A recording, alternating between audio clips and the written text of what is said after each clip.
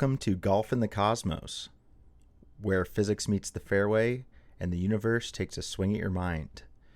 I'm Kevin Hammond. It's my brother Andrew Hammond. Hey, everyone. How are you? Good. How are you? Good, man. It was nice playing 18 today. Yeah, we got off at 8:15 was the tee time. Solid. It's not when we got off, but that's the tee time, yeah. No, yeah. Still a 5-hour round. Yeah, you know what? I'll take that. For Costa Mesa, I will take that as a small win. Yeah, I mean, it's always over for 45. I don't think I've ever beat that. Mm-hmm. But it can be called worth it sometimes. Oh, I mean, yeah. I mean, for the... And we actually tried... we bought a stimp meter. So we tried to measure the greens. I think we're still figuring out the math. There's going to be a YouTube video coming in the future about that, about stimp, using a stimp. Yeah. But I realized I bought a half stimp. Yeah, it's like this little short guy. Yeah.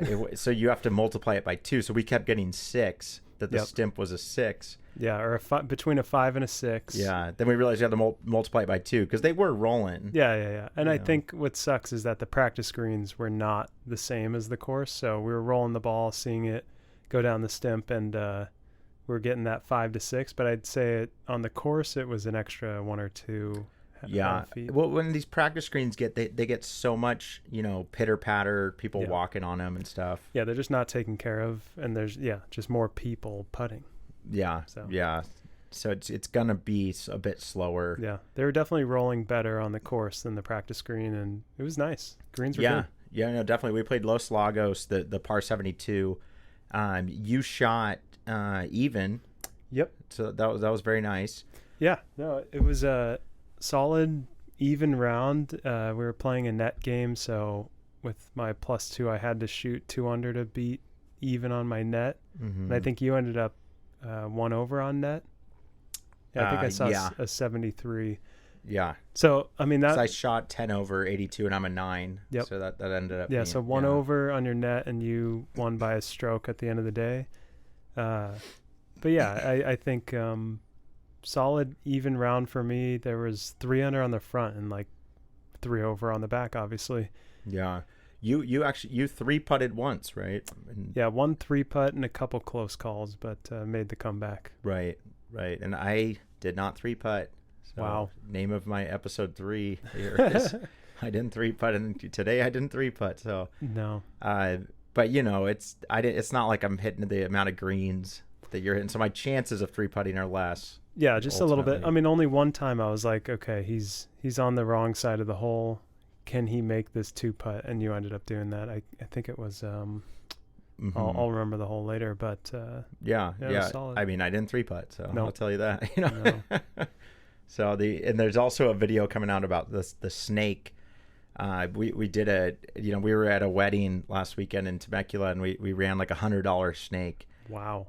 So and one of our buddies ended up getting 5 of the snakes. I that was my first 3-putt in a long time. I had one in between, but what's a snake? The snake's the 3-putt. Got it. It's like this game where every time someone 3-putts, you add to the pot. So that ended up being like a $600 pot. And we were really doing it for the video, but we got a lot of good footy. I still need to download some from my buddy's phone, but nice.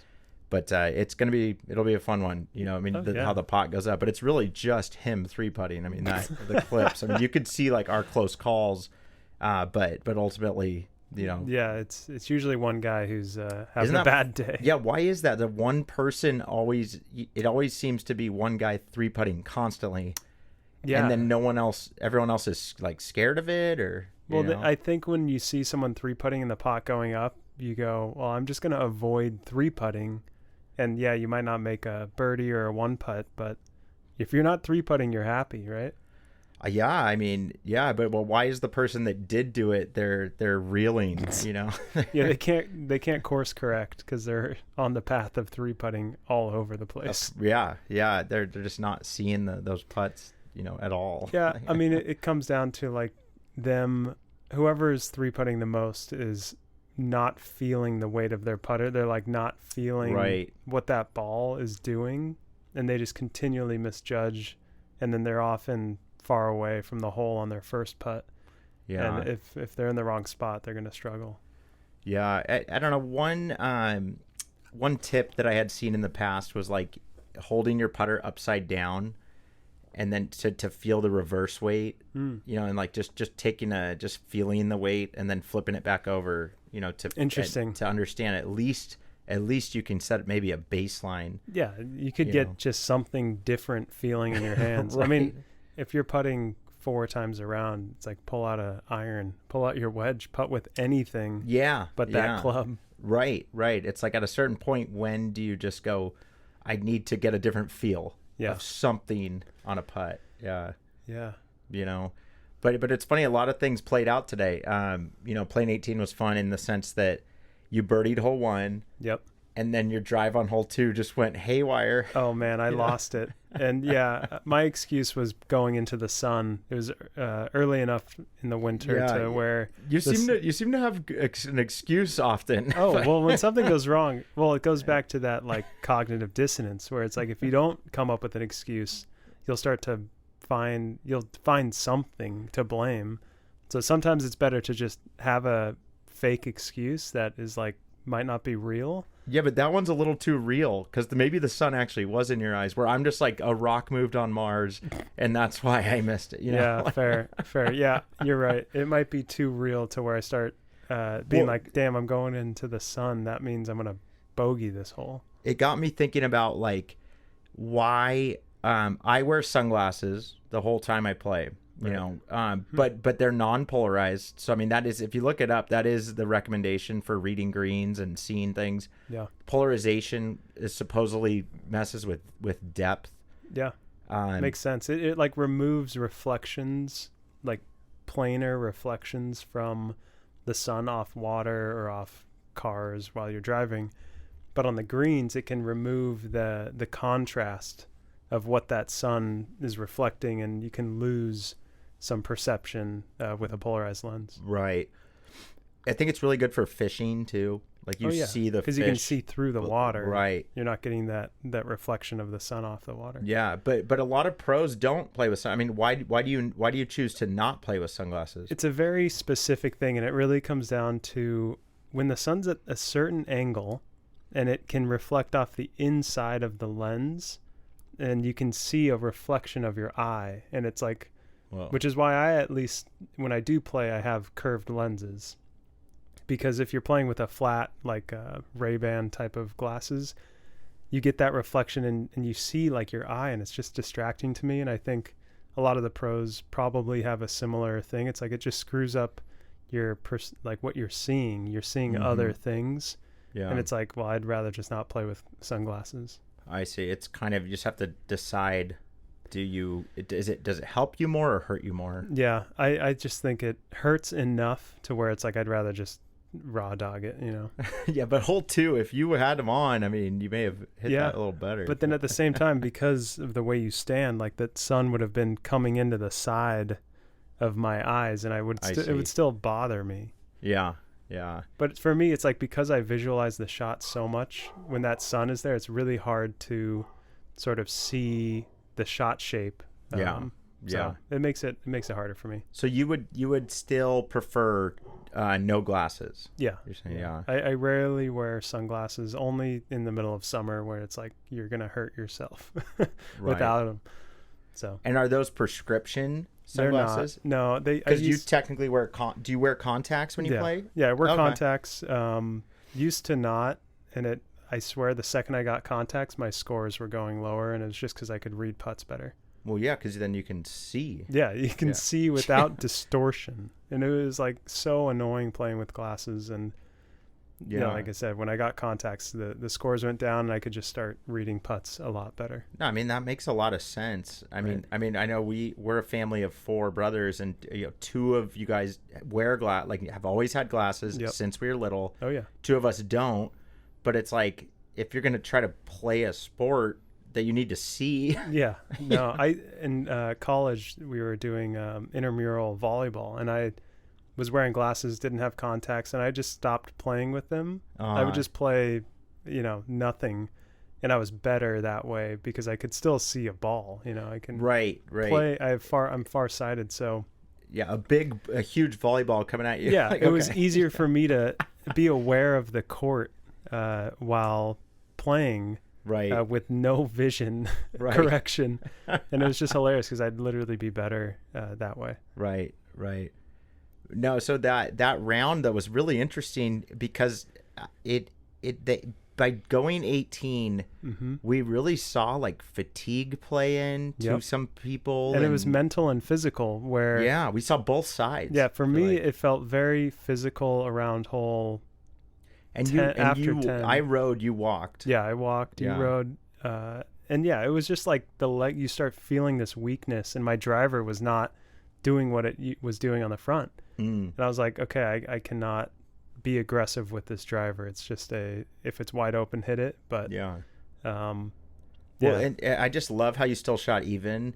Right. And we were talking earlier about how beautiful the handicap system is because it made even not good enough. Yeah, it wasn't good enough to win. To beat a 9. Yeah. You know, we're playing. You play straight up, and it's like there's barely any people that play Costa Mesa that are that good, and so the handicap allows it to be competitive, and it allows you to get better. Even though you're the best guy in the group, hands down.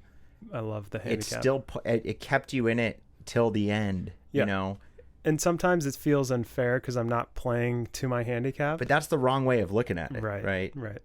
Yeah. I mean, I think it's definitely the wrong way, and I've come to think of it like, okay, I'm just trying to beat this handicap score. It's like a ghost player playing right next to me, and it's like, oh, that guy just parred and you just bogeyed. It's like, that's who you're playing against. So it brings in competition internally, but it removes I'm trying to beat you on holes. But I know that if I'm tying you on a bunch of holes, like, that's not good. I need to be beating you to win at the end. Right. Because you ended up winning by 1 stroke on the net. Yeah. So it was a close game, but you shot 10 over and I shot even. So it was just because you needed to shoot. I needed to shoot one under to tie. Yeah. And that's all because I lost 2 strokes. You gained 9. Yep, I got 9. Yeah. So it was an 11 stroke differential. And, right. But it allowed it to be competitive to the last hole. Oh, 100%. Yeah. I went into the last hole 3. I birdied 17. So somehow I actually almost had my hole in one. Yeah, that would have been my 3rd in my life, and I'm 36. So that would have been just a gift, from the cosmos there. But but it just doesn't always. It's always you can get it close, but the ones that go in, it's amazing that I've had 2. But I thought I was, that one was so close that I was like, whoa. And that was blind too. Yeah, it was right behind the bunker. You couldn't see it. 17 on Los Lagos, so you don't really know till you get up there. Right. But I went into the last hole 3 up. Everyone's congratulating me. Well done. I'm like, guys, it is not over. It's not over. And I'm almost talking to myself at that point because they're like acting like it's over, and I'm like, it is. There's water on 18, and so then I internalize it more, and I go, I'm gonna just go 6-iron, like the video we made. Yep. That's out on YouTube now. The channeling Thad Daber. We played that same 18th hole with just a 6-iron. Yep.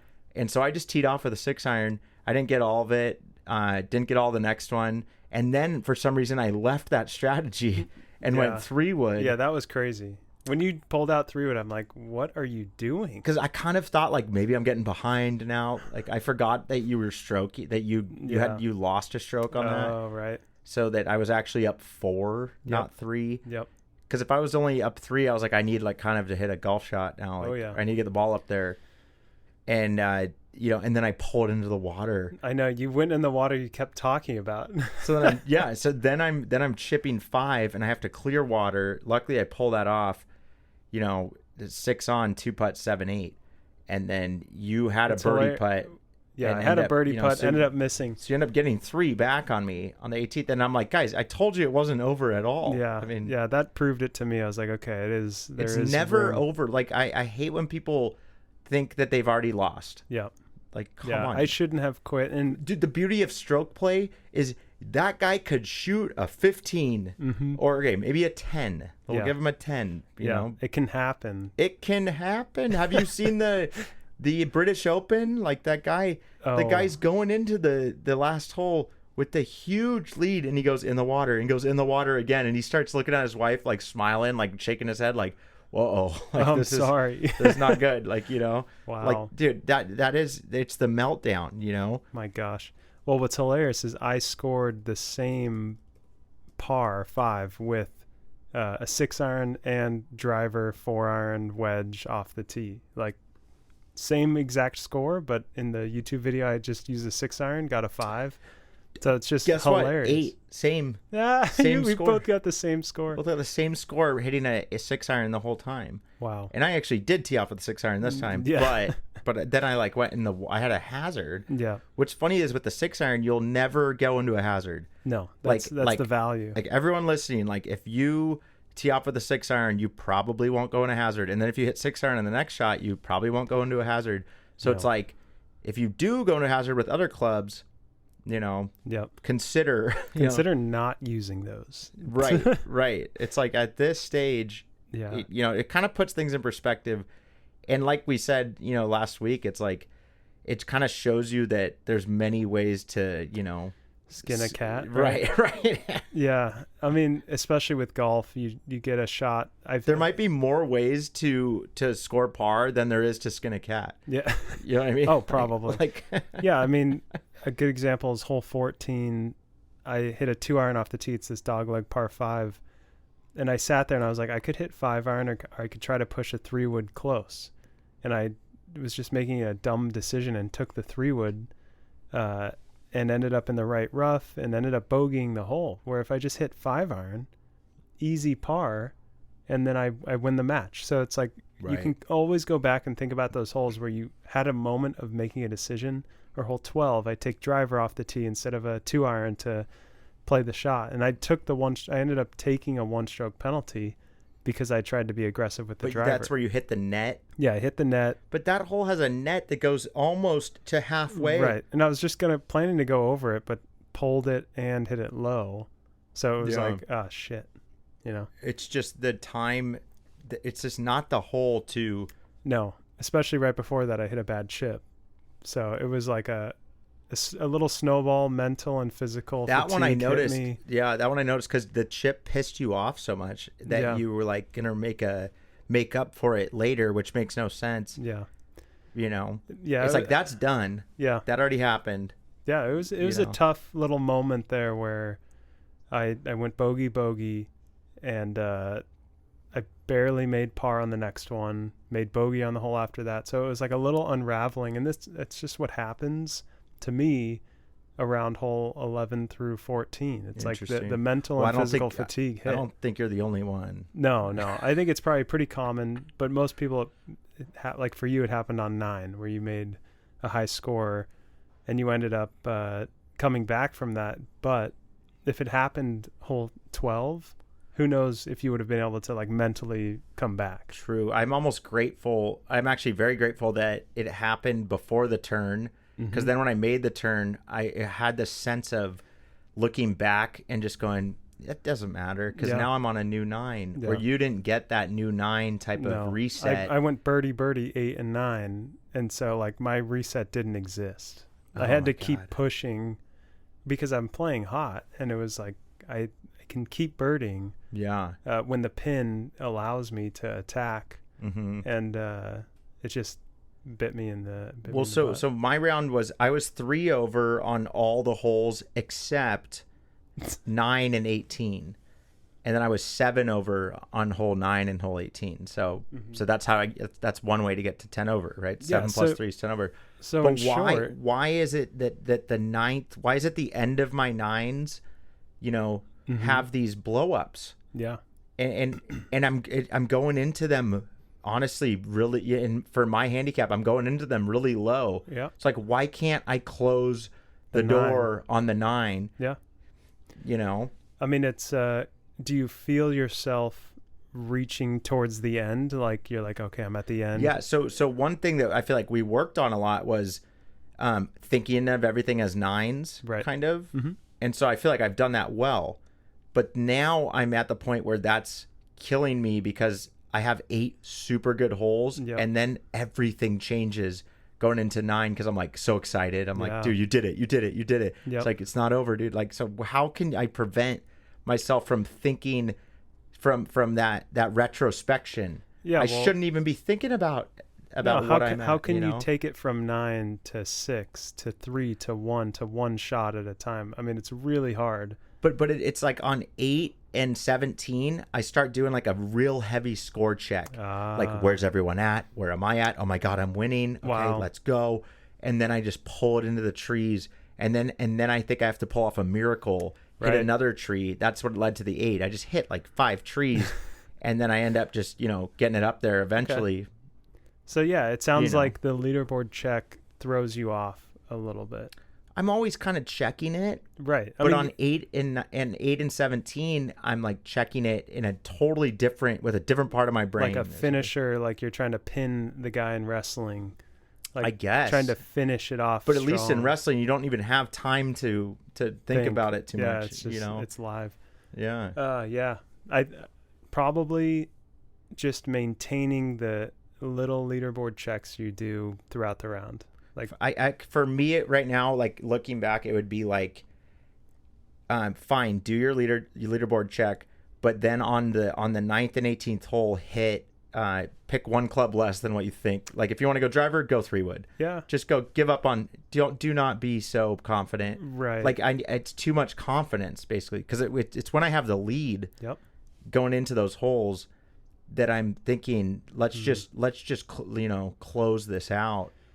Yeah. And I'm trying something just so confident. Well, you're trying to you have the lead, so that gives you the confidence to be like, okay, to be overconfident. Yeah. And the overconfidence is just a weakness in reality, which we've talked about too.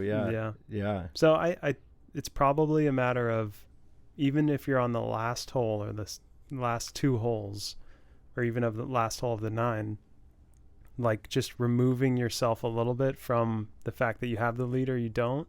Like for me, I had to birdie 18 to have a chance. Yeah. So I attacked with full swing driver, tried to go 4-iron to the green. It didn't work out, but I got a wedge real close. Yeah. And I just chose when to be. I was aggressive on every shot, but because my miss was in play, I was allowed to be aggressive because the shot or the pathway to the green, I was like, this is clear, I can go for it.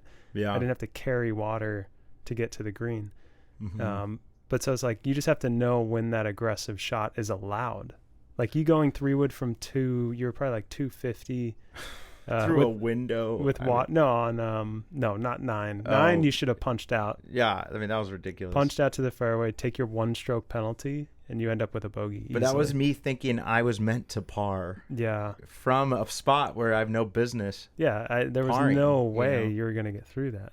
Yeah. That was funny. And the real, I mean, that was a train wreck, that hole. But the beauty is how I responded. Yep. Going par. Yeah, the par brought you back. I went into 18 even on the back. So I mean, it's just pure. The response, is what I'm very proud of. I feel like that's something we've worked on mentally. Was like, dude, when you get an 8, do not let it wreck your day, because do not get another one. There's it's just like, don't let it wreck. Like, you just keep moving on, because you've worked so.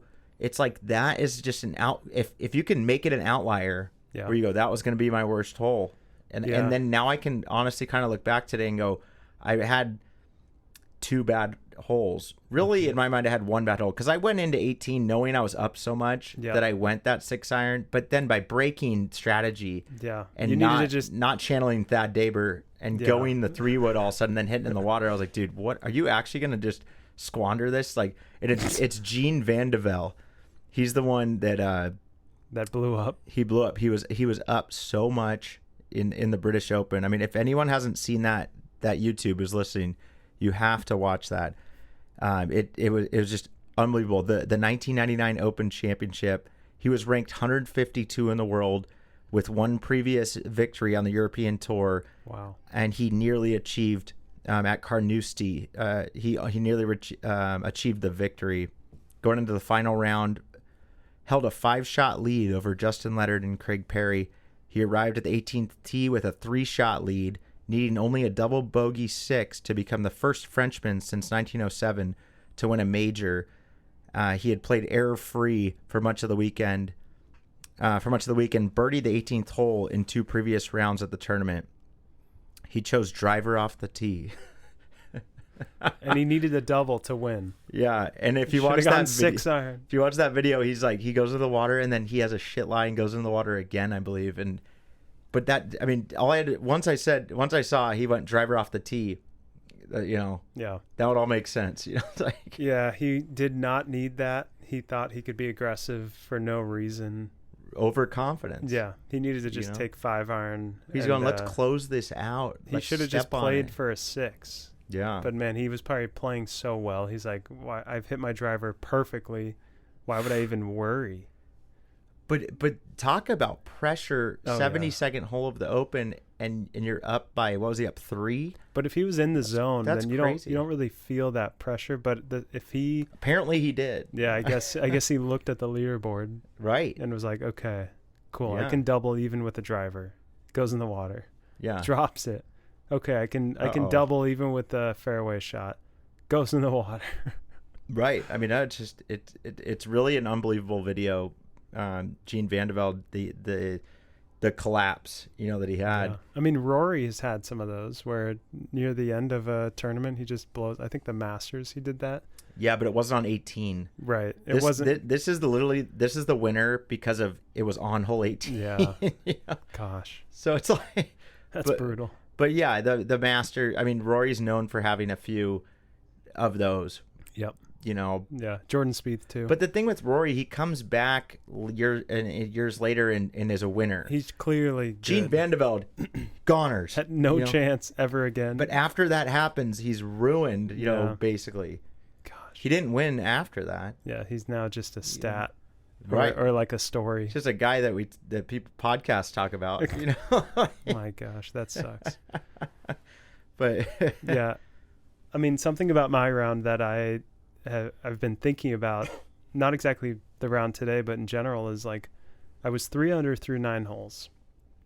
What's that next stage where I go 3 under on the back? Because it's often where, other than fatigue being an issue, that mental acuity to be able to birdie holes, I have that all through the front. And maybe it is just fatigue, but ideally it's also something extra to keep scoring. I mean, I would say it's going into the next 9 like you're going into one, like you just parked. Yeah.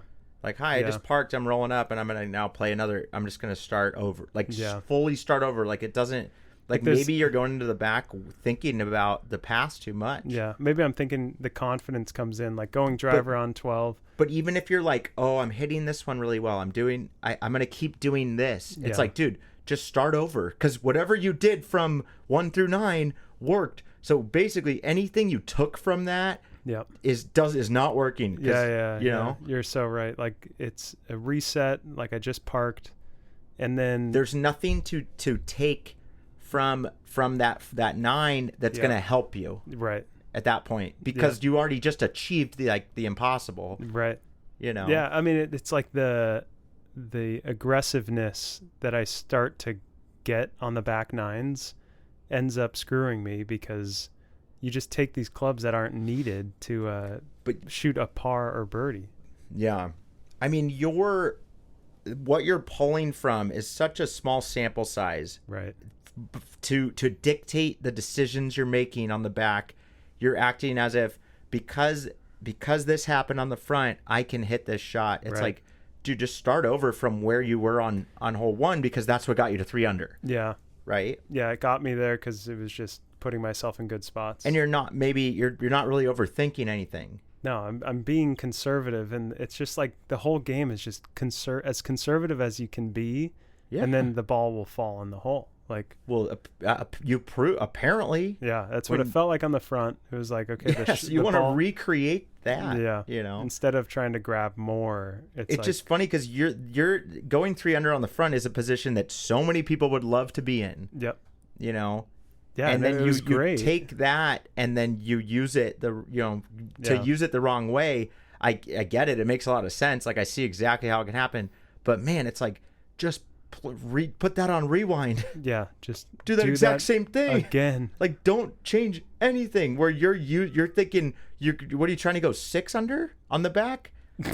Pretty much. That's kind of what you're saying. Yeah. Well, you know? I mean, to qualify on a Monday qualifier, it's like, okay, well, you have to do that. And so I'm just trying to find that piece of the puzzle that's like, okay, to go 3-4 under on the back, it's possible. But how much can you really build on a 3 under to the point of like, I'm going to push it more? It's like, how about just keep everything even keel? Right. Keep the ship going and do the exact same thing.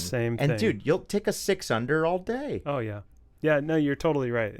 I think it's that resetting at the 9, because once you finish that 9, it's not even resetting; it's starting over for you. When you play that good on the front, it's just started over. Yeah, it started over because that back 9 definitely felt like a continuation. Totally, and then when it starts to get out of hand, like on 11, when you had a bad chip, you like snapped. I'm going, oh my god, what's? Because it's building up. It looks like a different player all of a sudden. No, it definitely felt like when I chunked that chip, I was like, I did not expect that, and I ended up. It really like surprised you. Yeah. And then I screwed up the next putt, left myself with like a tough bogey putt, but then I locked in for that bogey putt and made it, but. Yeah. It was just that chip was still affecting me on that first putt I had. It affected you for a while, yeah. I mean, but it was because you set so much expectations from the prior 9. Yeah, you know. Yeah, definitely. I was like, well, I can definitely continue playing this well. I mean, I was still hitting my wedges well, so what I needed to do was like, how do I put myself at the club that is working between 80 and 130 yards? I'm good. So I just needed to, on hole 12 especially, I should have been like, hey, I can hit a wedge really well. I should just put myself there again rather than trying to give myself a shitty chipping lie near the green. Right. Well, and I think that comes down to just starting over. Yeah. It's like, I mean, you pulled off, you succeeded on that first 9, and then that's put an end to that, chapter. Yep. And then it's like start over and just do it again. Yeah. Instead, you tried to build on it. Tried to keep going, dig deeper, and it didn't work. Going 3 over on the back, which is just like, so bad when you come 6 shots different.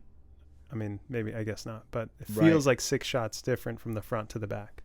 Yeah, I guess it was. It reminds me of that like rain bet game, like where you can just keep if you don't press, it's like the rocket's going up, and if you don't press end, you can make more money. Yeah. But it's like you could just go a little bit, press end, like bank your profits. Yeah, bank your 1.5. And then do it again, bank your profits. Yeah. But dude, if you let it go, sometimes it goes to the moon. It's like like you could make so much money, but it's like you didn't bank your profits. Right. You were trying to go to the moon, and then you end up going over. I mean, my 3 over instead of 3 under. Right. What I was attempting out there was that sense of the whole universe in my head, trying to zoom out and then hit the shot. And I definitely felt on the back, it left me. Yeah. Yeah. That was wild. Yeah. 18 really blew me away how long it is and how much you have to kind of remind yourself of these mental tools, that we're trying to like figure out here. Yeah. They're just like hard to hold on to for 5 hours. Yeah. Cause you lose it just because like there's that physical fatigue of walking and swinging, but then there's that mental fatigue of how long can you hold on to this sensation of floating like you're in the universe and trying to stay open to possibilities. Well, that's why I'd say it's about you go to Mars for 3 holes, you go to Jupiter for 3 holes, like you're on a journey around the universe. That's a cool idea. Yeah. You got to be like, okay, this planet's has a little more rocky, and like it's just you got to use mental tools to keep yourself, focused, to not focus too much. Well, you tried to focus on exhaling, right? Like long exhales. That was crazy. Yeah. So I was listening to Huberman recently, and he really was emphasizing the exhale slows your heart rate. Right. It's like if you exhale longer than your inhale, so like a quick inhale, really long exhale. I was doing that before my chips and before my putts, but only for about 3 holes. Then I forgot, and I forgot on 18. Yeah. Because I checked the score or something. Yeah, well, it's easy to forget. But it was like magic. My heart rate lowered because it's here I have it. It's like a physiological thing on why it lowers. But deliberately extending your exhale slows down your heart rate by activating the parasympathetic nervous system, often referred to as the rest and digest system. It's achieved through a process called respiratory sinus arrhythmia, where a longer exhale sends a signal to your brain to slow your heart, leading to a calming effect. So practicing extended exhales, such as a longer exhale than an inhale, or using a technique like the physiological sigh, so can be used to lower stress and heart rate. So, I mean, that is like a golf hack. Yeah. Like, and that is a hack. We do that in yoga all the time. You're in downward dog. After you did a long kind of run through some moves, and they go sigh, and you go, and everybody in the room does that, and you just feel this rest. Yeah, because your heart rate lowered, actually. Yeah, it lowers, and it definitely is effective for putting. It's incredible because you need I would say that every softness. shot. Oh, every shot. Even before my drive, I was doing it, and it hit a perfect drive. Like, wow. It's super effective because it not only slows your heart rate, but it gets you focusing on one thing, which is your exhale. Yeah, that's what the funny how whether you brought that up. You're like, well, it's cool that you're focusing on something. Yeah, like you're thinking other than like a dumb swing thought. Right. You know? Well, my thought is that if you have one thought to think about while you're hitting the ball, that's better than 3. So if it happens 2. to be breath work, it could be anything. Yeah. But if you just got to think about one thing, because you can really only people think they can multitask and whatever. I'm like, I don't think that's true. I think you're just kind of like doing 2 things at once poorly. Yeah. But when you think about that one focus point, your brain, it really is good at going to one thing. So if it's an exhale right before you swing, then you're not going to be thinking about all those extra swing thoughts and where you're trying to go, whatever it is. Yeah, no, but I mean, I talked to you during the round. I couldn't believe it because I remembered that, luckily, and I would do that long exhale before the shot, and I literally was keyed in so much better to where the putt from off the green got close. Yeah, I'm like, oh my god, it's getting close. It's not flying by. Like, oh my gosh, like. Yeah, it's like you start to hone in on the important thing, which is somehow your body's really good at naturally putting the ball where it needs to go. When you lower your heart rate. Yeah, when you lower your heart rate and focus on one thing. Yeah. So super powerful. I think it's a really good tip for that, for any handicap really. But once you get below 14, you can trust your body to do the swing, right? Like I'd say over 14 handicap, you're just struggling out there no matter what.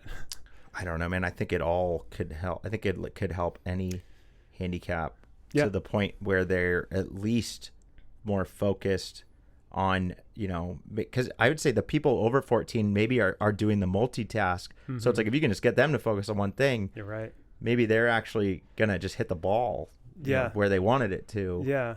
I mean, it could definitely be super helpful for those. But what we got to realize, it's actually, we're saying that if you have a lower heart rate, that golf's better with a lower heart rate, and that's. Yeah, I used to wear a kind of like, it could be a fact. I used to wear a Fitbit that would have my heart rate on there at all times, and while I played, and I wouldn't hit a shot unless it was under 105. So I would stand behind the ball, check it, and if it was 112, because I just walked to the tee box or I'm nervous, I'd take some deep breaths, and then it would drop. It would go down 105, and I'm like, okay, or it was 100 maybe. Then I'd be like, now I can hit my shot. Interesting. And it was like a magic trick almost, because it's just when you're angry, when you're excited, no matter what it is, your heart rate will go up. Yeah. So if you can lower it, you're back in that stasis standard heart rate for walking, and you're good. You can go. Well, for me, it's like I'm gonna birdie, and it's like my heart rate starts flying up. Oh my gosh. So by doing the breath stuff, it helped me get back to like, what's the right thing to do here? Like, let's feel this shot. Let's be, try to be athletic about it. Yeah. Yeah. I mean, yeah, the heart rate is just a really easy signal to tell you if you're ready or not. Oh, for sure. Yeah. Because the nervous heart rate is different than I just jogged over here heart rate. Because the nerve one, you can control actually. Like you can actually slow it down if you find a way to relax, and exhaling is obviously a parasympathetic way to do that. But when you just ran somewhere, you can't actually slow down your heart rate as quickly as nerves. So it's like the exhale is huge for when you're over a tough par 3 shot. Because the nerves you can just kill instantly. You can kill. If you weren't nervous, your heart rate wouldn't be up. So if you can remove the nervousness parasympathetically, then you can actually lower your heart rate because they're directly tied to that. It's like, and then hit the putt. Yeah. Then hit the tee shot. It's usually like, tee shots. I guarantee 99 out of 100 times it's going to be a better putt. Yeah. Way better. Because your heart rate is lower, you're more focused. Yeah. You have less chance of kind of just having that open or closed face. Like or like coming out of the shot or whatever it is. Yeah. It's just, you can screw yourself with a high heart rate. Like there's no way out of a high heart rate. Well, it's funny because I was thinking oh, if I have my adrenaline pumping during my drive, maybe like, because you see those videos of like Bryson DeChambeau clearing the water, and he gets all hyped up before. That makes sense for when you're trying to max out speed. But it's like, dude, he's getting lucky that he hit it perfect too, to a degree. He practiced a lot to do that. Right. It's like most people shouldn't be going into any shot amped up. Yeah. I mean, but the adrenaline is real where the ball will go farther. So yeah, but what's that really going to get you? Like, unless you're driving a green. The only thing I would say is that you have to take it into account. So it's like, okay, this is gonna go, like your caddy or you inside your head should know that if I'm pumped up on adrenaline because I just bombed a drive and this next shot is whatever, you can actually say, okay, this is going to go 5% deeper. Yeah, because I'm on adrenaline. So I don't need the pitching wedge. I only need the gap wedge. Right. See, I'd much rather do breath work and just never hit a shot on adrenaline. Like, then to me, it's much more predictable. Like the game simplifies itself. You throw in the adrenaline shots and it's like, that's a whole nother factor. Yeah. So why not just take that out? Yeah, at the higher level, it's sometimes you can't remove it. Like the first hole of a tournament, that first iron shot off the fairway is you're just gonna hit it. I don't know. I would just argue they don't do good enough breath work. Probably because they could lower it. They definitely could. Yeah, I mean it's definitely like a little secret that you see some golfers using, where usually it's when they're behind the golf ball, visualizing their shot. You'll see them take like breaths. Yeah, they'll be breathing if they are cognizant of that. Yeah. No, so I mean there was a lot to unpack there.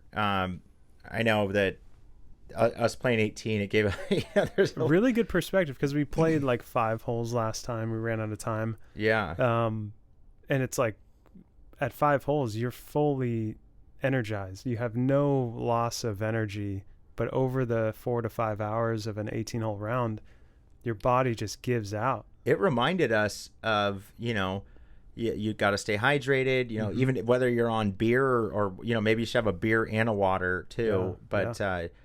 I mean, what's funny is you had me and Jackson were you were winning. So we were like, get this guy one beer at the turn. and arguably it worked. That worked in our favor. Totally. I had to carry this thing now. I had to, because you're walking, and then drinking it just gave me the confidence on 12, probably to hit gave you driver. the overconfidence. I love it. After I hit that shot, I go, I guess it is liquid courage. I go, oh, it sucks. Yeah. It's just funny that one beer can do that to a score, but I don't know. I mean, we know, especially from the Instagram commenters and stuff, that there's many different takes on which substances can help or hurt your golf game. Ultimately, I would say it's your, where I'm at right now, it's like, what was your heart rate? I don't really care what you're on. All right, next round we'll track your heart rate. You'll do a golf workout on your Apple Watch, and yeah, sure. we'll see what happens. That would be a good video. Is a little heart beater? Yeah, and it's just showing the rate. Because you've the whole seen time. that That'd be back really when interesting. Whoop was spending a lot of money, they would get their pros to wear it, and then on the broadcast they would broadcast their heart rate for a putt or a shot. Yeah, that's right. And they would just show how high it is. You would see it like skyrocket. It was like, well, it was Yeah. they'd hit it and it would go up, yeah. and then as it landed, it'd peak, Right. and then once they realized where it was drop. Right. It's crazy. And it was almost like a doctor. If that was just if they were just seated, they would have been like, you put them into the open up the OR, like, because it's like that's your body shouldn't do that. I think but you're playing this game where, it's crazy how your body reacts in that way. It has that fight or flight response, and so like that's probably why people like golf so much, is because it puts you into fight or flight like 18 times. How about 75 times? You're like, shit. You hit it. Thank God. and that you get like such a high off that. Yeah. No, that is when you see people in the trees and they hit a good shot out of it, when they're walking to their ball, they have fight or flight on. They're like, oh God. And they see their ball has a decent lie. They're like, okay, we can fight this. Yeah. And then they fight it and hit a good shot, and they're like, that was rewarding. That's why I golf. And then once in a while you see the person take the flight where they pick up they just walk home to their car. Yeah, after hole 3 they hit 3 in the water and they go, guys, have a good one, I'm out. It's he flighted. You know where it happens? The bunker. Some guys in a bunker, and they're in there for 5 shots, and they next thing you see them throw it out, they flew. Yeah, they quit.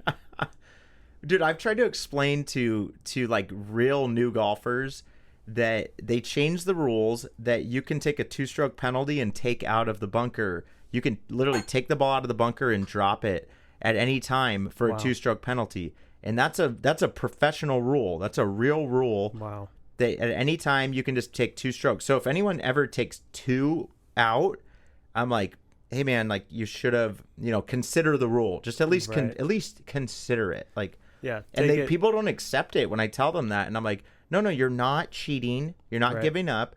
They made a rule that you're allowed to drop next to the bunker and take a 2-stroke penalty. Can you take an unplayable? Well, see, that would be an unplayable from a bunker I think you have to drop in the same area. So in the same type of area. I believe. Yeah, so there's a difference. This is like a separate thing to just people that suck at bunkers. Like it's made for that purpose. Like, they were like, we can't have this happen anymore. Because what would happen was people would hit, they'd be trying to play by the rules, and they would hit 25, they'd be on shot like 18 out of the bunker. They can't get it out. It's like, what do they do? Yep. You and have to have an exit. You can't take I don't believe you can take unplayable and draw the line because you're in a bunker. Mm-hmm. There's something about that. You should look that one up. There's something about like look up. Can you take an unplayable out of a bunker? I'm almost positive you can't, or else this rule wouldn't exist. Right. But so then they made the rule. I want to say it was during the 2019 rule changes. There was like a massive amount of rule changes in 2019, but you can do the 2-stroke they made where you take 2 strokes. Almost there. Yeah. You cannot take an unplayable out of the bunker. Yep. I knew it. Cause it's not, it wouldn't be proper. So if you declare the ball unplayable in a bunker, you must either drop within the bunker for a 1-stroke penalty or take a new line of play outside the bunker for a 2-stroke penalty. And that's new. That 2-stroke part is didn't exist before. So yeah. Exactly. Interesting. Yeah, it's a good way where, let's say you're plugged in like the face of a bunker and you're like, well, this thing's just going to come back in the bunker. You could just take your 2-stroke penalty, drop it on the line of the hole probably, and be out of there with 2 strokes rather than getting screwed. Well, yeah, because if you miss the first, and then if your second does make it out, then it's still better than the drop, right? Right. But if your second doesn't make it out, then you should have dropped. Yeah. Because now you're in the bunker with a 2-stroke penalty. Yep. Right? Yeah. It's rare that you would ever want to do that as a decent bunker player, because even if you're plugged, you get it out of the plug, and then you have a normal bunker shot, and then you can be better off. But yeah, if you're in a bad part of the bunker, and plugged, it's like, hey, just take 2 strokes, get out of there. Yeah, no, especially if you're, that 15 plus handicap and it's like you don't really aren't, and you're not good at bunker shots. It's probably like, really and it's smart. not your favorite thing to do. Like, okay. Yeah, it's a smart play, honestly. Yeah. So it's a good rule to know about that's not that well known, and it's a newer rule, right. Relatively newer. But just, 2 strokes, drop outside of it, and move on. Yep. You don't have to think that you cheated. Yeah. That's so true. You just like, guess what? Just take 2 strokes, and if your handicap allows it, like you can. Yeah, you might still win the hole. Yeah. At that point, win the hole, win the round for sure. Right. Yeah. So, but it was fun, man. Playing 18 and seeing the different, the ways that different things played out, the fatigue and everything with everyone. I mean, fatigue is such a funny one. I feel like no one talks about that enough. Yeah, everyone thinks golf is like a game and you can just play it forever. If you're good at it, you're good at it or something. Yeah, no, it's like you have to almost be in a weird type of shape that's more than just I can run 10 miles. It has nothing to do with working out and things like that. The golf fatigue is pure time on your feet. Especially when you walk, it's like, guess what? You're standing for I just stood and walked, let's call it 4 miles for 5 hours. Right. So who's not going to get fatigued? And it's only the people that play golf every day because your body gets used to whatever you're doing. But you could work out every day, you could run every day, and you still wouldn't be in golf shape because your body's doing the weirdest maneuvers. Yeah. And then your mind is making decisions at every turn. You are dealing with success and adversity. And you're trying to. So the way calories are getting burnt is really different. Yeah, when you're just on a run. It's like you're not, facing adversity. No, you're not having to make a decision. Right. You're just making a decision when to turn around. Yeah. But you're not actually saying, okay, I'm going to take my foot here and make this step and then go this direction. It would be cool if races had multiple. You could go anywhere. And then I guess there would just be a quickest way to the final destination. Yeah. But let's say you could go multiple paths and they all were the same distance and like. Well, that's in a race. There's not as many ways to skin the cat. Yeah. Where to get the ball in a small hole, there's endless ways. Yeah, with the way the ball bounces and spins in the air. So and what club to hit. The club you choice. Have 14 clubs that could arguably all do it. Yeah, it's so interesting club choice because the decision between a 6 and a 7 iron really isn't that much different, but where the ball ends up could be massively different. Yeah. And so choosing the right one is so important on par 3s and approach shots to where you're actually saying this club could go long, so I'm not going to take it. Or this could go in the bunker, so I'm going to take the extra club even though it brings this other hazard into play. Right. Right. The one thing my caddy told me is long left, short right for a right-handed golfer is where the miss is. So if you pull it, it's going to go deeper. Where if you hit a cut or a weak shot to the right, it's going to go short. So your real miss is not like this big circle. It's actually an ellipse that goes from left to right, top to bottom. Because that's really the long left miss and then the short right. So when you're thinking about the green map, you really should see that shape as a right-handed golfer to be like, okay, this is where the ball actually is probably going to end up. It's not going to be short left. Right. Like, how could you hit a ball short left unless you chunk it? Yeah. It can't go short left. Right. Because a pole is going to fly. It's going to shut the face and increase it's going to increase the distance that you hit the ball. Yeah. Basically decrease loft. Yeah, decrease loft. Yeah. Turn your 7 into a 6.5 iron. And go deeper, so therefore that misses long left. I see. So physically, it's like it can only go long left, and if it's going to go right, it can't go long. It can't really go long right. Right. How do you hit it long right?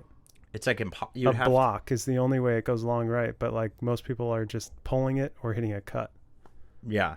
So it when I understood that, you start to see the hazards on a green, and often they're long left and short right. On some par 3s, you'll see. So like 17, the bunker is short right. There's also kind of a bunker on the long left and in the back. So it's like the designers kind of know that as well, but Right. you have to know that when you're choosing your club. Right. Because Yeah. it's a game of misses, right? Yeah. You're not going the exact distance you want to every time. Yeah, I mean, I feel like people forget that it's a game of misses. Oh, You yeah. know, and Oh, yeah. that's how I feel like high handicappers get into hazards and stuff, because they don't realize, did you plan on the miss? You know, maybe Oh, yeah. you didn't plan on missing and you didn't leave yourself an option. Yeah. You know, like maybe go up to the tee and kind of plan on a miss. Well, I Give think yourself like 2 outs. that's know? what happens to me on the front nines, is that, or at least today, is that I'm aware of the potential misses and I'm playing to those misses, where when I get to the back starting 3 under, I'm like, I'm not missing today. So therefore that circle gets really small in my head and I think I can do anything. Like, And that's what confidence is, I'm assuming, is that it's when you start the round, you have no expectations, and Right. that miss circle is huge. well, that's what I'm getting to, as like, imagine you just park the car. Yeah. Because it's like, then you shouldn't have expectations because you just, woke up and Yeah. got there. And everyone knows that excitement at the beginning of a round. Everyone has energy. We're all like, oh, we're about to play golf. How do you recreate that on the back nine when everyone's like, oh my gosh, yeah. that was a long front and it's hot? Like, Yeah. it just changes. I mean, I'm pretty much always excited to be out there. Like, Right. I'm that's, pretty good that's at your superpower, I think. Maybe that is something I'm good at, of one of the things that I might be, that Yeah. are maybe give me a slight advantage. That's what you're natural at, for sure. Just staying in the moment of like, well, this is great. We're out here. Like, it doesn't really matter if I'm an hour 8 Yeah. of it, I'm Yeah, like, you can this is play sweet, 36 holes and your Yeah. 36th, 35th hole is like your second. Right. It doesn't matter. Because we've done that. Yeah. Yeah. And by the time I get to hole 30, I'm like, okay. But for me, it's basically, if I get dehydrated Yeah. during hole 30 or hole then your 25, brain isn't working. then my brain isn't connecting the neurons anymore. Yeah, So- we talked about the neurons, how electrolytes, like, I don't know what the science is, but the electrolytes actually allow your neurons to fire. And so Yeah. if you're running out of electrolytes, like, your brain isn't functioning at that high level. Yeah, So because you even if need I'm those. drinking beers and stuff, but if as long as I throw in waters, Yeah. and I'm just, at least I'm keeping the neurons, well oiled. Yep. I think I needed Then some I could caffeine. I could play 36 holes and be super stoked. Yeah, I should have had know. you get me a coffee at 9 as well. Yeah, that could have helped, because then, well, that's also what you do in the morning too. So it's like, Yeah. it may have made you think that I was you're drinking a coffee for the first 4 holes. Yeah, keep it going. Just Like- redo the front. Like, that's Yeah. what we got to realize, is like, just redo the front 9. Mhm. It's, when you shoot 3 under like that, it's like, forget everything and then restart from Yeah. scratch. Yep. Start from scratch more. Yeah, You know, I like that. because I don't know. I mean, it's just too crazy that you do that. You're, like I said, you're holding on to something that so many people would love to have. Right. So all you got to do is crack the code to the second 9. That's where I'm at right now. For sure. Which is a beautiful thing. Yeah, because if I know. had shot 2 under on the back, that puts me at 5 under total, and then I'm beating my handicap by 3 strokes. Well, it's getting your game to where you kind of need to be. Yeah, But you proved it on the front that you could go that it's low. there. It's Oh, totally yeah. there, and it's just through 18 holes, 36 holes, and then 72 at the end of the day. How do I continue it through there? So I'm a long ways away from 72 holes of mental focus. But the 18 per day, yeah. that's just connecting the first 2 dots. Yeah. But I mean, know. man. And we've always known this. You've had some great 9-hole scores. Oh, yeah. Like 9-hole scores that people would kill for. Right. Like 9-hole scores that I've never even been close to, like 31s, Yeah. 32s, Yeah, low 30s, and they can happen on 9. They rarely happen in the middle holes, like together. You usually see it on a 9, the front or the back. Right. Well, which is interesting, but maybe it's kind of what we're getting at is that connection of the 2 9s of doing it again. Yeah. How do you just do 2 in a row? Why can't you? There's no mathematical reason why you can't have 2 32s in a row. Yeah. Realistically. But as we just explained, there's a lot of reasons actually that come into play. Yeah. Fatigue, like, high confidence, expectations. You're now using that to to fuel the wrong mindset. Yeah. Yeah. I just think that focusing on one thing throughout the whole round can be quite difficult, as you found it hard to think about your exhale for more than 4 or 5 holes. And I mentioned to you how that exhaling effect loses its novelty, and you lose that sense of, wow, this is working. And everyone has had that swing thought. It's like, oh my gosh, if I just do this with my arm, every shot is good, but it loses that novelty over time. Right. And you kind of need to come up with a new swing thought to energize you. Right. So like that loss of novelty happens with any thought, any experience you have out there. Yeah. And it's hard to hold on to. For sure. So we've been getting a lot of commenters online about Rob James' record, 851 holes played in 24 hours in Victoria, Canada, at Victoria Golf Course. I'm sorry, in Edmonton, Canada, on Victoria Golf Course. A lot of people are starting to doubt that record. I believe it was in 2004. So we're trying to, if anyone listening is from Edmonton or has played Victoria Golf Course, we'd love to get you on the pod to chat about that course. We want to learn a little more about that course because, I went into it thinking I trust the Guinness Book of World Records. Like, of course it happened. But, now the way that our audience has responded, they're starting to doubt, could you play that many rounds? Yeah. It's a hole every 1.9 minutes for 24 hours? No, so this calculation I just did it was 584 holes, right?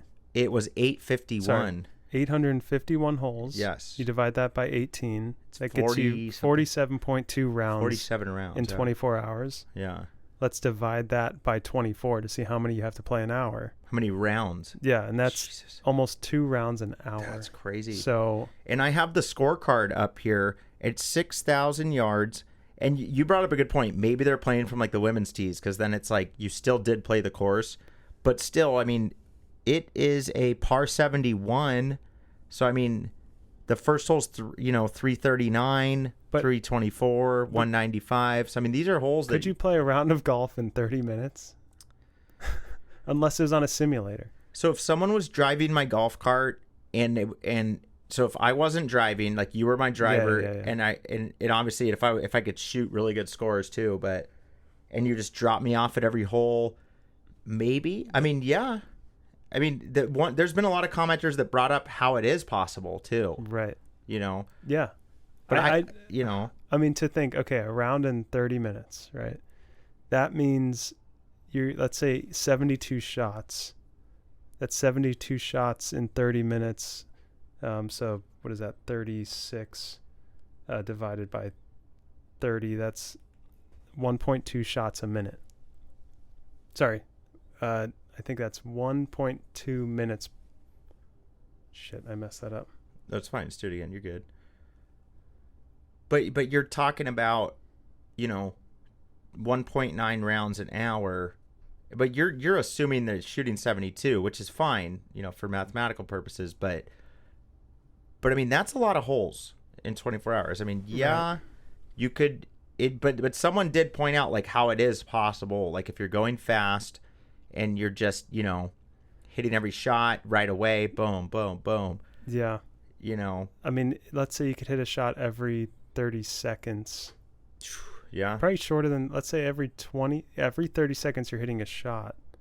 That's 24 hours times 60. That's 1,440 minutes in a day. Sorry. Yeah, in a day. Okay.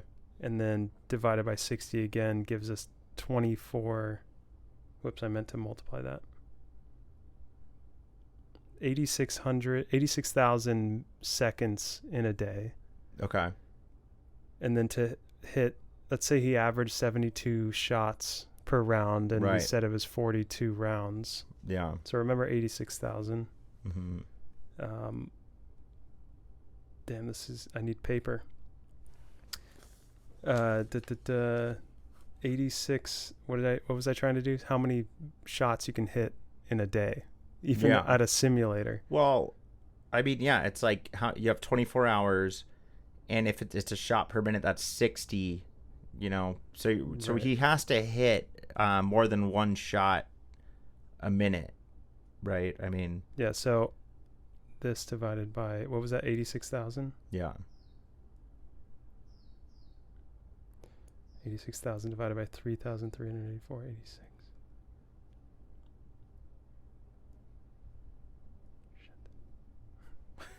I mean, realistically, as you do that, I mean, the jury is out still on, did this, part of me is like, did Rob James, take the guy from Guinness, out to dinner the night before, and did they, was there some sort of funny business going on? The internet wasn't as popular in 2004. Right. We didn't have the internet sleuths that we have today.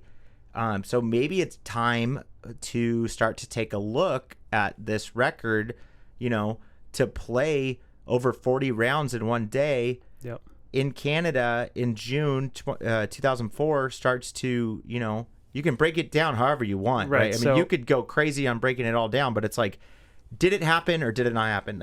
I want to talk to someone that knows Rob James. I want to talk to Rob James, or I want to talk to someone who at least knows that course. Yeah. And also the person who made the comment was, the course is super crowded, so they would have had to close. And he's like, no way they closed it that day. And also, like, Canada is not a place that just closes public courses for people. That's kind of what this guy was kind of getting at. Yeah, he would have had to hit a shot every 25 seconds, which you can imagine is possible. Well, a putt you definitely could. A putt, totally. But there's time of this backswing. There's time of the ball rolling that you got to account for. In the air, yeah. So, does the ball finish? But then how do you get there in a cart? While it's flying, you run it. I mean, I don't know. I mean, this is starting to sound more and more like, a myth. I mean, unless that day the guy was like, I'm going to put the tee boxes on the green. So now you're teeing off from the green and you technically played a hole. Yeah. Like, there must be some funny business that happened to have this, for this to be a world record, Yeah. I mean, that is fast golf, and like for 24 hours straight. That's the struggle. The thing I struggle with is like, okay, you're telling me someone hit a shot every 25 seconds for 24 hours straight at a real golf course, not on a simulator. Like, it just seems kind of crazy. Now, put them on a simulator, yeah.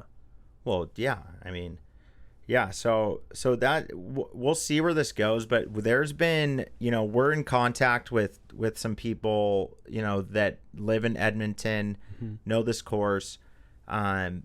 So more to come on this, guys. I mean, there's a lot more on this record that we could blow open potentially, and at least I'm just curious, like, I just want some more information on this, and I'm, when we talked about that record, I kind of just accepted it, but now that's the one that I'm starting to wonder, is there more to that story? Yeah, there's got to be. And we're going to figure it out, on this podcast. So, and then we're going to find if that's not the real record, we're going to find out what it is. Well, the 421, I think it was, for the walking record. That guy walked 421. That's much more believable. 421 holes. I think it's something like that. It's like 420. I need to look it up for sure. But yeah, and it was a walking record. That one seems to be more attested on the internet as far as Guinness Book of World Records and stuff. But the cart one is interesting. I mean, if the 440 one is correct and, figured out to be real on walking, then I could totally see a cart going faster than that. Yeah. I mean, look, man, 24 hours is a long time at the end of the day. If you actually go straight from, 6 to 6 the next day, I mean, so it's very possible. I mean, like I said, we just want to find out if that 851 is possible, but guys, check out golfinthecosmos.com. We're wearing our shirts today, the Spaceman shirts. I don't know if you can see it here. Yeah. There we go. Yeah. You can see Andrew's a bit. But yeah, we got the little spaceman golfing on the moon there. So these are the shirts. With the red, green, and yellow light. Yeah, with the red, green, yellow light. They're pretty sick. Golfinthecosmos.com. That's where you can support the mission to lower our handicaps through the cosmos. So just wanted to give a quick shout out to the merch. We sported it today a little bit, and people are getting excited about it. People want to wear the Cosmos, and the hats are coming in, and it's all. I think it's a great mission. It's like we're all trying to lower handicaps, and sometimes you got to just blame the Cosmos. We got to find a way to do it. Yeah, and I think we continue to talk about like real things we can do, like resetting at 9, like you just got out of the car. But it comes down to, what's the one step above that. Right. No, I don't think we've even touched the surface of how mental this game is. Yep. I argued in episode 1 that it might be 50-50 physical mental. Now I'm starting to think it's even more, getting closer to like that 90% mental, like, because it's just, if you just, believe in yourself, like you might be able to pull it. Like, it's almost like a miracle when you see someone play well, and it's like, how did they do that? Yeah. And I've seen it so many times. It's like, that was almost like I witnessed a miracle. Yeah. But then it's like, no, they were keyed in up here. Locked in. Yeah. Yeah. Gosh, So, I mean, there's a lot to explore there, So speaking of that, there was a new documentary that came out. I actually only listened to a podcast about it, but the Age of Disclosure, it's about the government officials. This is by Dan Farah. It is about, do you think that there has been, basically it's getting at, did aliens land here, and has the government been covering it up? Sure. And I feel like for our podcast, when this relates heavily to golf, because it's like, did the aliens play golf too? No, but it does kind of start to, it gets to that opening up the ideas of what's out there, and the cosmos are so big that, I've heard so many arguments on either side, but that the universe is so big out there that the odds of there not being other life is almost impossible. Exactly. Yeah. The odds of no alien life in the universe is so, the fact that there's a little probability means that there's actually a very high chance that it does exist. Like, right. There's no. But did they? The hard part is gets at, they landed on the Earth in the last 80 years. And that one's hard for me, because it's like, we humans have been here for a while, and it's like, why did it happen during us and our parents and our grandparents' lifetime or whatever? Like, how in the hell does that happen during our lifetime, that crafts land here and then the government covers it up? I mean, that's where you start getting into simulation theory of like, oh, we're just in a freaking simulation, and we're just living in the most intense time of the world. But why would the video game get that? Why would that happen during this time of it? Like, it just seems like we're too lucky for that to happen to me. But this, it's crazy. But I haven't watched it yet. You have to rent it, unfortunately. It's not like it's free, or it's not streaming for free. What's the IMDb rating on it? Oh God, good question. I don't even know if it's gotten there yet. But the fact is, he has government officials that speak and say that there's a cover up. But part of me is like, maybe it's just other countries' crafts that they're calling like, the word alien can mean a lot of things. Well, also the word UFO is also misunderstood to think it means alien spaceship, but it's unidentified flying object. Well, right. It's any object in the air that is unidentifiable. Yeah, and they've actually updated that name, of of UFO, but same idea. They're trying, it's an object that could be, right. It's unidentifiable. It's something else. It's just something you don't know that's flying. Yeah. But the fact that we use that word to mean spaceship, right, is just because that's what you would expect to be unidentifiable. Yeah. But it could, like the balloon, I think it was the Chinese balloon, weather balloon or something. Yeah. That was flying over something. People didn't know what it was, and assumed it was some alien thing, but then we figured it out. So it's really most things that are flying. But there's guys in this documentary that say they've seen like a being, a non-human being. Wow. Like, and they're saying that, but it's like, how? Where's the evidence? Yeah, it's hidden. And that's what the critics really say is like, you watch the whole movie, but then there's still no evidence. Yeah. Like with all of the great video cameras today, in the last few years, it's like, where is any type of evidence of that? Yeah. There's no way aliens have visited Earth. Dude, honestly, a lot of people would potentially disagree, but I don't know. It more gets to me. I like the conversation because it's like it can start to get you to think like a little more about like, well, what if? And then it's also like, well, what if I could shoot par? So it's like, Sometimes that feels so alien. I mean, for me to shoot even par today, it felt very standard. But for you to shoot even par today or tomorrow would be like you're on a different planet. Right. And that's how you should think about 10 under for you. Because it's like, dude, you basically, if you just went 3 under on the back, you were 6 under, then you just get lucky and you're at 10. But it's like, why is that planet so hard to find? But why is there a short list of guys that shot 59? Yeah. How the hell did they do that? Well, it happened. I mean, it happens, and one guy. They're not that much different than you and me. No, to shoot those 59s. I mean, man, when you're feeling it with the putter, you feel like you can shoot a 50 something, or a low 60s or in the 60s, and that seems to be the magic, because once you're hitting the ball well, it's like that's just starts working. Oh man, the putter's the final. The putter is what score. The wedges and putters are where you should spend 90% of your practice time. Right. Because it takes you from being like, oh, I'm 100 yards out, 80 yards out, and I don't know where this ball is going, to, wow, this is going within 20 feet of the hole, and then now your putter goes to work. Right. Exactly. No, so I also had a guy tell me recently that we've explored, and this is almost arguable.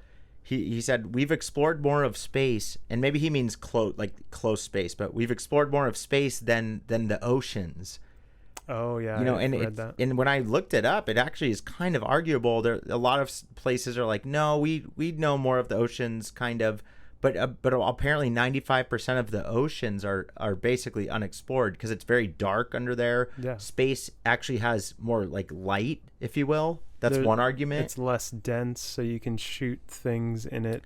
You can see it. You can see right through space where water, because there's that density. You can't actually shoot any cameras or things down there. Right. That makes sense, where it's really deep in the ocean. I mean, if they're talking volume of the ocean, there's 11,000 active satellites in orbit. Wow. Most people, the fact that we can't see them is crazy. I mean, I think you probably, if you're like, we have so much light pollution here, but if you were out in the mountains, you could probably maybe pinpoint like a little blinking light or something. They're just tiny though. Yeah. Compared to how far away they are. Right. Compared to a star we see that's a ball of fire. That's giant, super far, but though. It's many light years away. Yeah. It is crazy that because the satellites don't emit light, that's why we don't see them really. Maybe, yeah. And there's only, 11,000? I guess so. There are over 11,000 active satellites in orbit. There's probably a bunch of junk ones, too. But. Yeah, I mean, but 11,000 across the whole atmosphere is really small. Yeah. I mean, that's like 0.000 something percent. SpaceX Starlink makes up 7,400 of them. Wow. Yeah, that's why Starlink internet is probably the future of how we get our internet, rather than these cables going everywhere. We'll just get it through satellite. Right. Because there'll be enough of them to support the bandwidth or whatever. Mm-hmm. Yeah. So, I mean, it's actually not as many as I thought. Yeah. But it's funny, in 50 years, that's going to be... Dude, it's going to be 100 and it's probably going to be a million. Right. There's going to be so many because it's like, why not? But how do they not hit each other? It's like crazy. Yeah. Because there's that much space out there. Yeah. I think you just have to fly them at different, altitudes. Right. And, well, what I think is crazy is how predictable space flight is. Yes, it's rocket science, but like the predictability of objects moving in space, because there's no gravity or very little, you can project that, the projectile very accurately, which is why they can do these automated plane flights or rocket flights out in space and launch these satellites because they see the pathway, and it's like, this is going on this pathway no matter what. Yeah. Because it's so predictable. Right. And that's why the optimal launch angle on the moon, if you were going to hit a golf ball, is 45 degrees. Yeah. Every time. Every time. Because there's no wind. There's no atmosphere. So it's like you want a club that launches at 45 degrees, and then you can hit it like 2 miles or something. Yeah. Like there's things that it's like they show like a pro's drive or something. They're like, if they were able to hit that on the moon, it would go like for 20 miles or something. Yeah. But it's just not possible to swing that fast because you're not, yeah, you're floating out there. Yeah. The way to prove that, it's like trying to swing in the pool. Yeah. How much swing speed could I really get in the pool? God, unless you're, it's too hard to get 100 miles an hour swing speed. Yeah, no, there's not. In physics class, you do these really Newton's third law experiments where you're just trying to figure out how far a ball will go when you shoot it at this angle, and you can do the calculation and you find that 45 degrees is optimal because it has an equal x velocity and y velocity, so it goes up and to the right as fast as possible in both directions.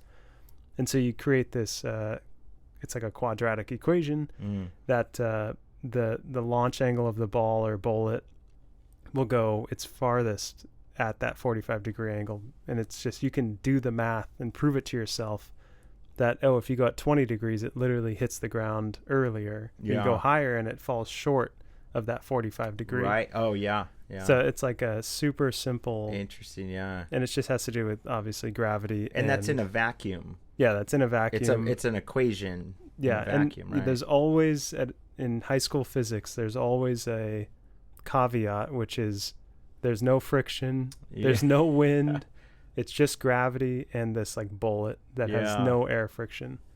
So there's you remove those very low degree. Then all the math works. Yeah, the math works perfectly, and you run the experiment in a lab or in class. Right. And it like is within a certain error because you're not at a high scale.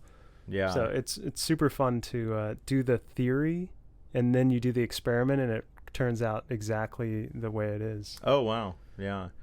But then on Earth, the golf, the driver, the ideal is like 12 to 15%. Yeah. Is the ideal launch angle for maximum distance. Yeah. Because of all the other factors. Yeah. Right? Ping published this thing. It's like this chart where it has like for your swing and club speed, what's the optimal launch angle with spin rate on the other axis. So it has launch angle and spin rate, and then that's cool. The other dimension is swing speed. And so like they tell you with this swing speed and this spin rate, you need this launch angle to get the max distance. I see. It's a really cool chart. I wish we had it pulled up, but it's just like a very cool way to see it. Right, because they all are relative a bit. Yeah, it's pretty much the club head, the ball speed, and the spin rate, and then the launch angle are all you really need to calculate how far the ball is going to go. Got it. Well, I have a stat. The World Golf Awards, someone told me about this. World Golf Awards, the world's best 9-hole golf course for 2025 was the Ranch at Laguna Beach golf course, which is in the United States in Laguna Beach. That won for the world.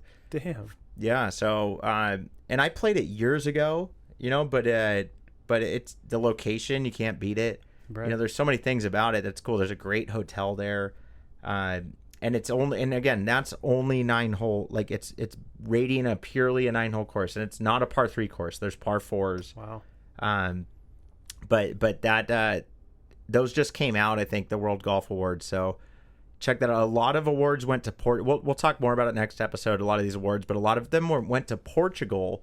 A lot of these like awards, best newest golf course and so stuff. Maybe it's growing best out clubhouse, Portugal. Best panoramic clubhouse was in Portugal. Like, wow. That's what stood out to me on this list. World's best golf destination, Portugal. Like, wow. Yeah. What part of Portugal? I mean, Lisbon, probably. I don't know. No, I bet it's like the south side or something. But whatever, I didn't look into it enough, but the fact is, it's like, we got to go back there. Yeah. I know we went there for a bachelor party. For surfing. Yeah, we went there for surfing, but we drove by a golf course. Yeah. And we were like, oh, that looks cool. But I had no idea how much they are getting on the map. Wow. For golf recently. So damn. So that's great, because it kind of proves that when you have a California type of weather and coastline, you just can build great golf courses. Right, and it's just it's kind of untapped. Yeah. So that's, more to come on that, but that's the one thing that stood out to me on those awards was, how many awards Portugal won as far as golf. I never thought of it that much for golf. So yeah. So more to come on that. But guys, check out golfinthecosmos.com. Get your Spaceman shirts, get your hats, get everything. Check out our YouTube, Golf in the Cosmos, on YouTube, on Instagram. Check it all out. Give us a follow. Make sure, if you are listening to this still, you better be following us on Spotify. We need those follows. And then jump over to YouTube and subscribe to that too. And we got more videos coming. We're going to have a few more. That snake videos coming soon. We got the stimp meter one coming. Yeah, man. Have a great holiday, man. Dude, yeah, happy Thanksgiving. Yeah, it was great chatting. Yeah, good stuff. All right. Peace, everyone.